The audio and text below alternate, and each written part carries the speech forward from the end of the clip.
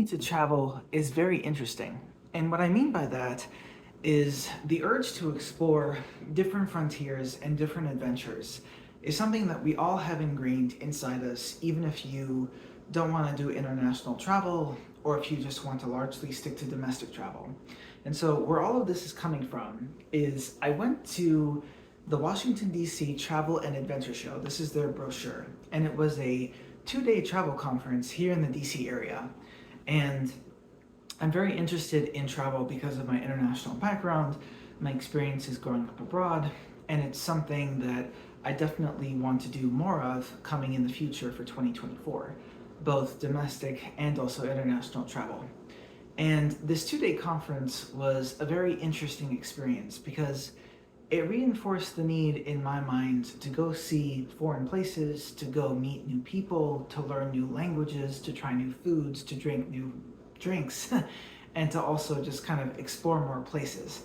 I think like part of my problem is that the DC area has so much going on at one specific time where I'm constantly doing things throughout the week, and then by the time I reach the weekend, I'm going to festivals and I'm going to events, but inside DC proper.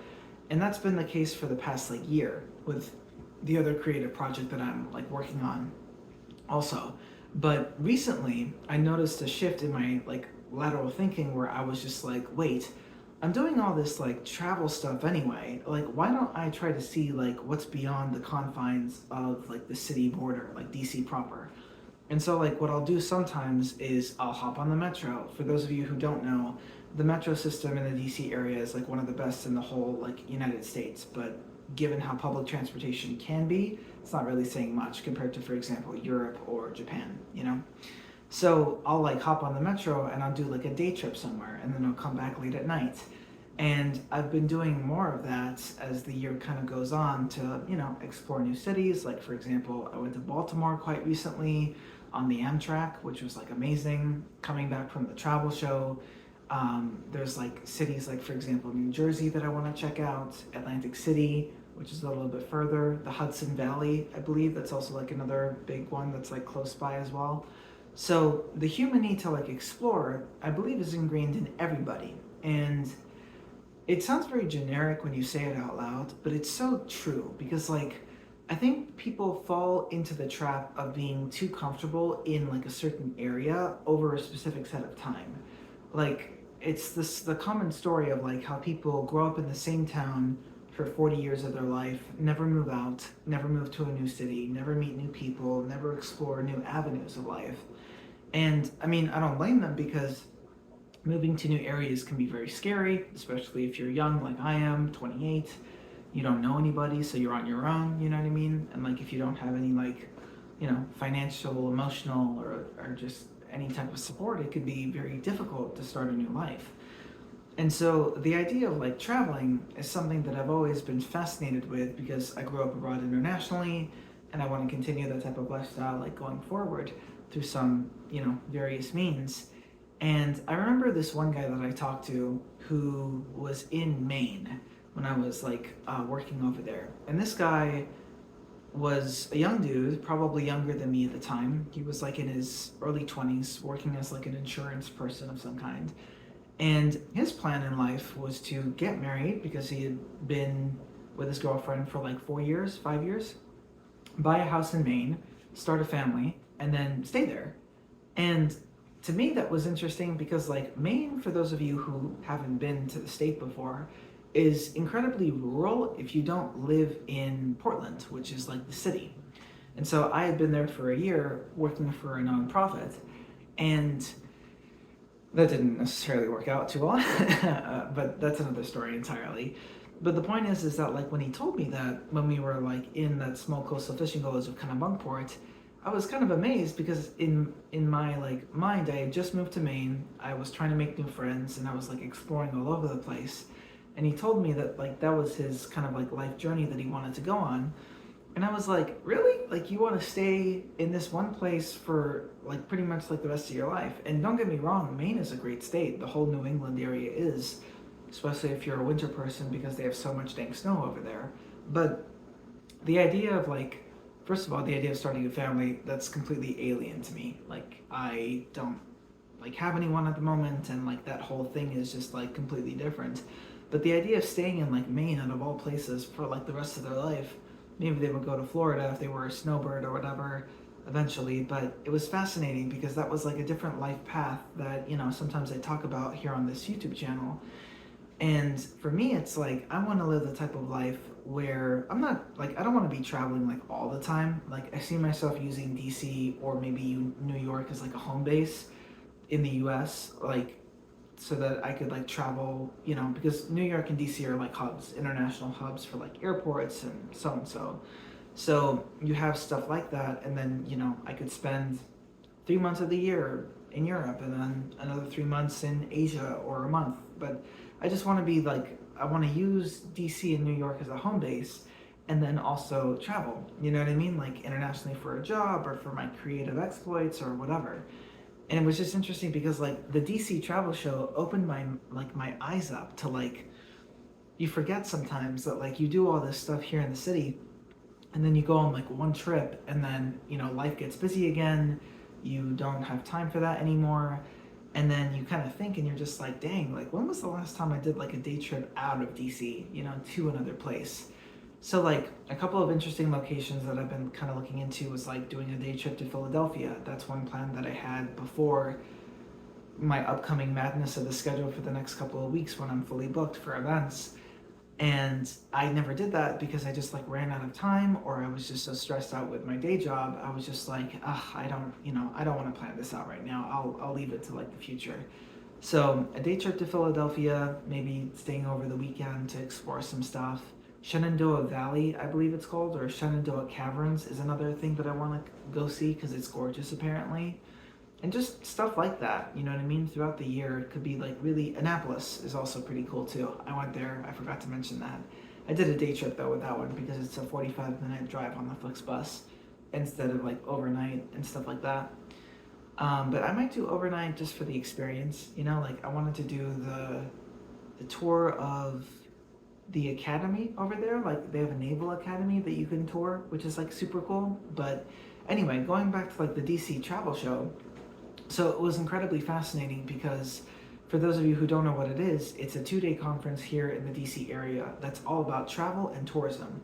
And so like it was so fascinating meeting people from like different companies that specialized in different tours across the world. Like you had people going on safaris in Morocco, to adventure camping in India, to scuba diving in St. Kitts or whatever it's called, the island chain over there. And it was so cool because like you were exposed to so many different cultures through different activities that were incredibly interactive. One of my favorites booths, because every person had like a booth, but the West Virginia Tourism Board, which is right up the road, from DC, just geographically wise, they had a massive camper. Like, so imagine an RV, like a really big one, and then it was a former truck delivery vehicle of some kind, but they took it, then they hollowed out the inside, and they redid the interior. So they had like LED screens playing like, Bridge Day, which is like this like one-day festival celebrating a national park that was recently christened by the federal government. And then they also had suitcases to make it seem like they were traveling in this thing, but it doesn't even drive. It's like towed, you know what I mean? Unless they lived in that thing. But it was so cool because it was like a prop that they used to communicate about travel and tourism. So it was one of the more fascinating booths that I just kind of like walked by and I was like, oh my God, that's so cool. So with the travel and tourism thing, it's like incredibly interesting because like as we go into the future with like AI and like technology, the ways that we travel are very different compared to what they were like 30 years ago.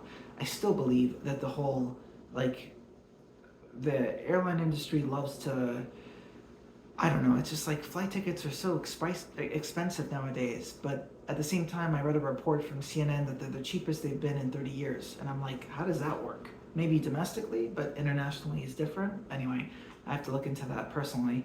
But it's just like you have all these like exposure to these like different like countries around the world and like these vacation packages. And it makes you think like, I asked one person from the American Society of Travel Agents, ASTA, I think it's called, about like third-party booking versus direct booking for flights and hotels, because like you have websites like Expedia, Kayak, all these like websites that let you like book third party wise. So for example, let's say you want to fly to India, right? And you want to do like a round trip ticket.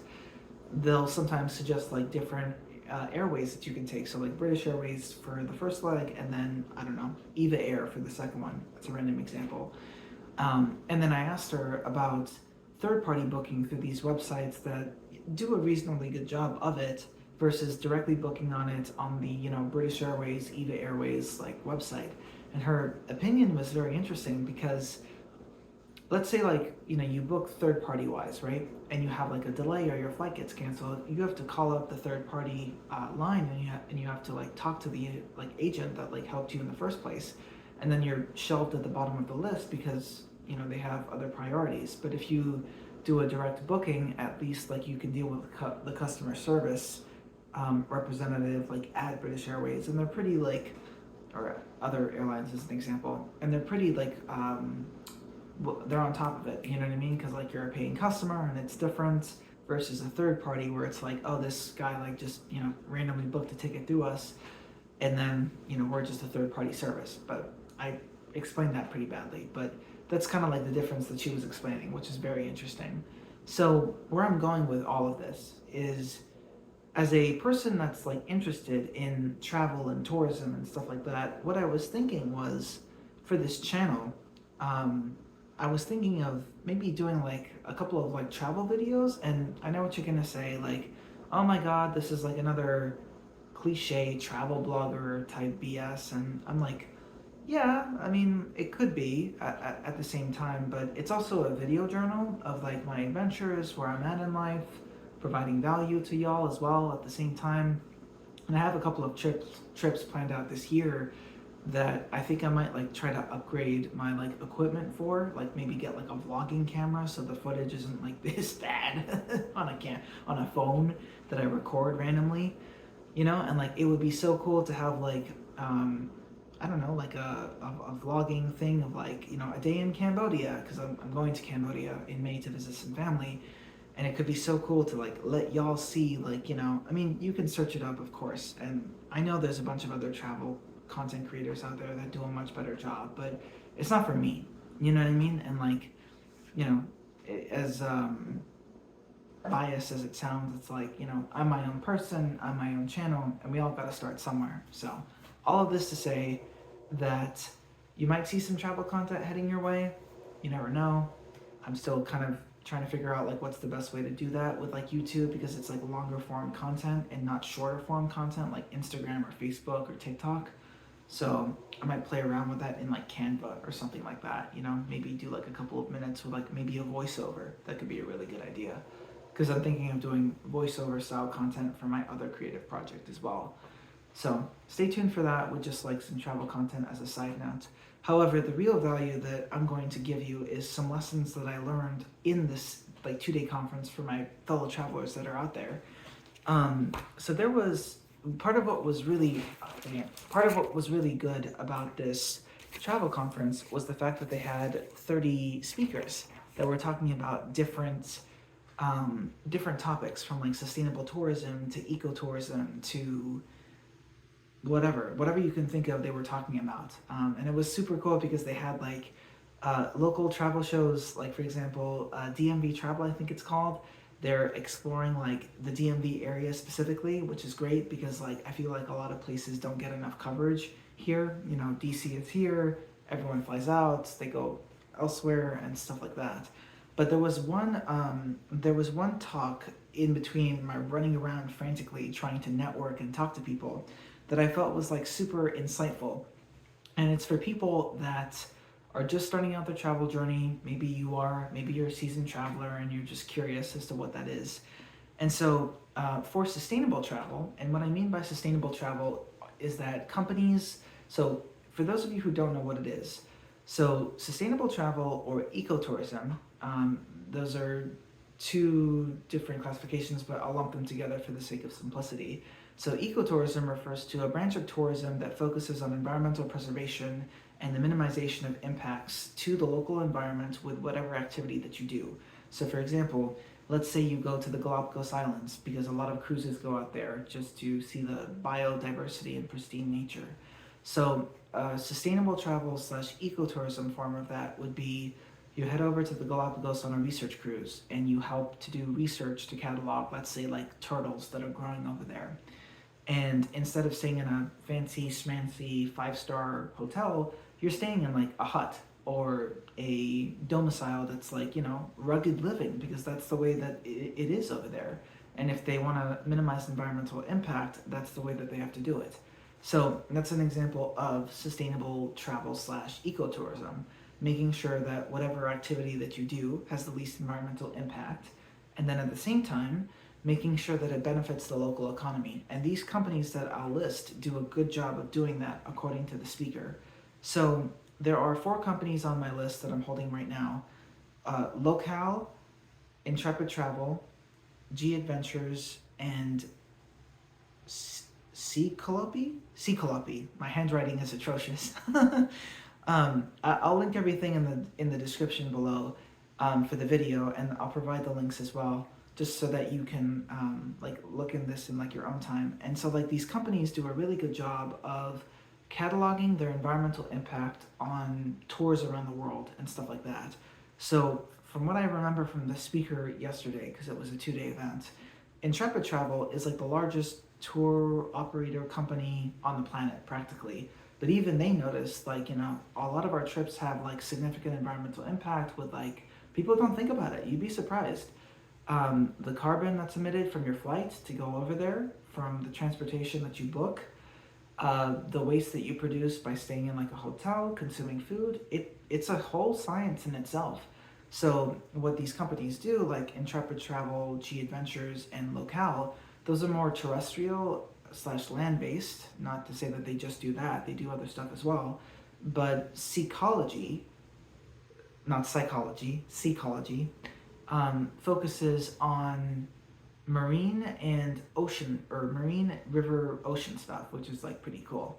So I probably got the last one wrong because my handwriting is pretty bad, but I'll link everything in the description below so you know what I'm talking about. It's Seacology or something similar to that. So there's another form of travel that is very interesting, and it's called volunteer travel. And so typically the target demographic for this is, let's say you graduated high school and you're trying to go to college, right?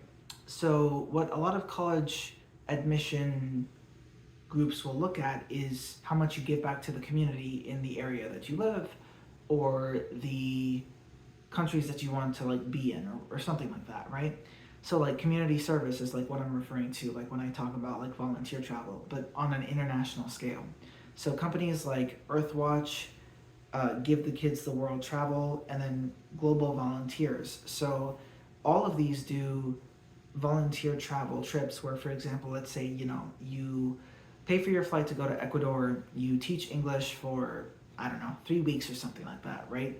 Or you help out by farming and stuff like that, just stuff like that. It can be literally anything, but the point is that you're volunteering your time to help people that are in need. So it's kind of like Peace Corps. And for those of you who don't know what that is, Peace Corps is basically, I can't remember if it's 2 years or 4 years, but it's basically a multi-year program where you get assigned a country to live in, very rugged conditions depending on where you can be, and then you end up living there for a couple of years, and you get priority status when you're applying for USA jobs, which is a federal job, which is grand. You get paid 10 grand or something, I think, at the end of a couple of years, and it looks great on the resume. People really respect it. So volunteer travel is the baby brother version of that. You're not there for years, you're there for a week, 2 weeks, whatever. So you have all these different volunteer travel companies that are out there, which is pretty cool. And for those, don't worry, I'll also list this in the description below. But it was interesting because it was different forms of travel that, that I'm getting at. So you have sustainable travel, and then you also have volunteer travel, which is pretty cool. And so those companies are incredibly, useful to know for, if you want to do something special, if you want to plan a couple of trips. And it's too long to cover in one YouTube video. If y'all are really interested, I could cover different forms of travel and tourism from what I've learned personally growing up, and then just like what I've seen like out there, and then also cover more of the conference as well. But it was a great like experience to be able to like learn all this stuff, you know what I mean? And like just realize that there are different ways of living out there with different ways of tourism that aren't the standards. Like, you go on and there's nothing wrong with going on a cruise. Like, I go on the cruise for like 10 days and like, ooh, you know what I mean? It's just like, it's not like that. There's like other ways of like, doing it. So like there's ecotourism where you make sure you minimize your impact to the environment. There's volunteer travel where you can volunteer your time to, for example, Give the Kids the World Travel. That's a company that I believe it's similar to Make-A-Wish Foundation, where it's like kids that are like, either, they suffer from a malady or a sickness that just prevents them from doing, what normal people can do and stuff like that, or if they're physically deficient in some way, just stuff like that, where you volunteer your time to help them out, and it's such a noble cause, and it looks great. Just volunteering is good for the soul, you know what I mean? Like I do that sometimes here in the DC area with like different things that I do over here, but it's just great to know in general. So I challenge you to do more travel in 2024. It doesn't have to be international. Heck, it doesn't even have to be different states in the US if you're watching this from the US. But I don't know, like everyone has, I believe everyone has an adventurous spirit. And you could make the argument that like, oh, I'm not one of those types of dudes or people that want to adventure, past a certain point. And I respect that, but I still argue that you have that. You just haven't awoken it yet. And I believe everyone goes through that in some form in their lives. So for 2024, I'm feeling super inspired to do I'm doing more international travel right now. That's a little bit different because it's for family, maybe work as well, potentially one day. But for personal, you know what I mean? Like for you, the person that's watching this video, it's like, I need you, or I want you to explore beyond the confines of your home, your town, wherever you live. Get curious about the world that's beyond the borders of your town, your state, your country. Go see the world, as cliche as that sounds, because there's a lot of hate in the world right now. And, I'm not to get into politics and not to get into like the regional conflicts that are around the world, but we have never been more divided as a species, like humanity-wise, like everybody. You know what I mean? It's like, it's amazing to me that people hate each other for their skin color, their religious belief, their political belief, etc., etc. And I think like coming from an international background, and this is not me like flexing or saying that I'm better than you. On the contrary, I feel like it's for someone that was raised internationally, you have a greater understanding of tolerance, cultural tolerance with like other people, other cultures, other religions. You know what I mean? Because like there's not one right way to live. That's the thing that like a lot of people don't understand, is like their way is not the right way. You know what I mean? Like you can live how you choose to live, and people across the world live so differently compared to like here in the US. Like our values, the way that we live, our experiences, you know what I mean? Like we're very privileged in this Western world that we live in, to the point where like people take that for granted. And then a major event happens, it's all taken away, and they're just like, damn, I should have been more appreciative of everything in my life. And I have to catch myself on that too. But coming from like an international background, I see all this like, I don't know, I see all this like conflict in the world today, and I'm just one person, right? I'm just one man. I don't pretend to know the intricacies of war and suffering and just the reasons why people hate each other, but it makes you wonder, like, why? Like just why? Like why are human beings so eager to split ourselves apart rather than come together so quickly over any small reason? It could be your skin color, it could be your religion, it could be your political belief, it could be the way that you choose to live. Why are we so quick to divide ourselves instead of coming together as like a whole species and then collectively choosing to better society? Like there's like one show that I was like watching where like humanity comes together as a whole, and we double our space exploration capabilities in literally like 5 years. You know what I mean? Like we can colonize the moon by 2030 or whatever. And it's kind of silly, but like it does kind of make you sit back and think like, Jesus, like we are so eager to fight each other over like resources, over religion, over whatever. And then like you go to like, an adventure travel show like that has a capitalist, twist to it. But, ideologically, just like from a human being perspective, it's like, do you realize how special it is to be able to go to another country and experience a different way of life and see things? You know what I mean? Like it took our ancestors, Lord knows, and I'm getting all history on you here, but like I'm being real. Like it took our ancestors like so long to travel from point A to point B, and now we have airplanes, trains, AI that's making like travel trips like easier to plan and book and all this stuff. And like people are traveling more than ever now, which is amazing because they get to see other parts of the world. And hopefully that can build international tolerance. But like at the same time, we're still stuck in our old ways where it's just like, we have 3 theaters of war that we're currently fighting right now, at least from, the US side of things. And it's just like, or that we're indirectly involved in, whatever. But it's just, it kind of makes me sad because it's just like people are dying every day over reasons that are just, it's not even, yeah, it's personal to a certain, yeah, of course it's personal, of course it is. But do you know what I mean? It's just like, it's such a damn shame that we just can't, as a society, as a planet, just come together, be united in the diversity of our differences, instead of looking at that as like a weakness to be exploited through violence. And coming from someone that's lived, in the Middle East, which most Americans think, oh my God, like, wow, you lived in Egypt for 15 years. Like, how was it living with, them? And it's just like, well, they're not all terrorists. You know what I mean? Like, come on. Or like you live in Asia and it's just like, Cambodia or whatever, Southeast Asia. And then they kind of look at you and like a little bit of pity because like it's a developing country. And it's like, they're actually better over there than we are over here in some respects. You know what I mean? So it's just like, I look at that and I just think to myself like how privileged I am to be able to live and grow up in such a manner, and how I want to continue that mindset for my family if I ever have that, or for my kids. Because like being a kind of a global citizen just reframes a lot of the problems that you just think about in life, like it just kind of makes you think just overall. And I know I'm staring off into space, but this is me kind of like philosophizing like out loud. It's just like, if we could come together as a society, and if we could come together as a species, where could we be? Collectively, where could we be technologically, economically, socially, culturally? You know what I mean? Like, it's very fascinating to think about.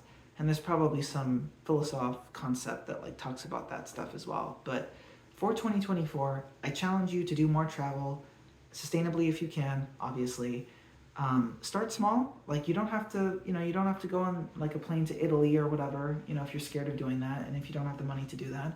Even if it is like visiting, let's say like historical monuments in like your small town or wherever you live, or you take a train ride on the Amtrak, or you drive 2 hours if you have a car and you like to use that instead. But the point is that I want you to see the world differently. And I feel like if we can get this message like out there through the trade show, which I know it's more for selling stuff, but the message is that like if we can build a better like cultural tolerance and just learn to live with each other, then my God, life is already hard. Why would you make it harder? You know what I mean?